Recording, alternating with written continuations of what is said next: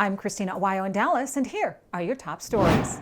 Zoran Mamdani has revealed his plan to eliminate privately owned housing and replace it with government-owned communes by getting rid of luxury communities and upscale neighborhoods. Watch. We'll have to go beyond the market.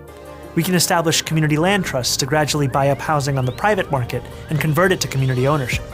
We can give tenants a right of first refusal to buy out their landlords when buildings go up for sale. And we can fully commit to a new era of social housing. We won't decommodify housing overnight. But we know what we have to do, and we have history to guide us.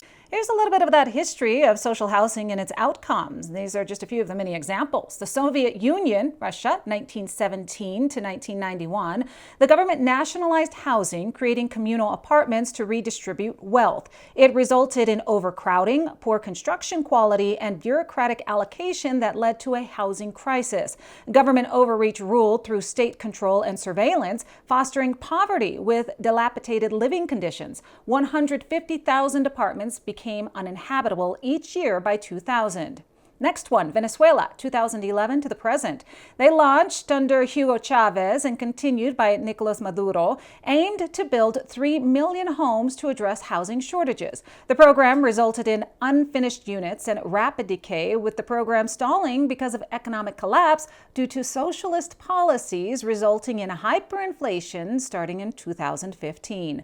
Poverty deepened, with many families left in substandard or incomplete homes, reinforcing government power through propaganda of housing provision while masking systemic failure and suppressing dissent.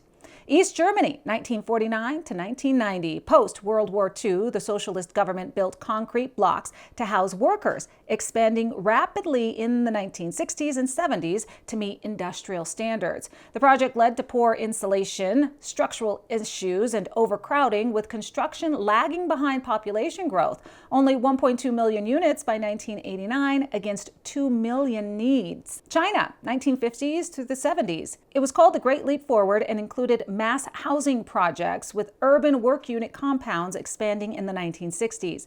The program led to shoddily built structures, with many collapsing or becoming uninhabitable.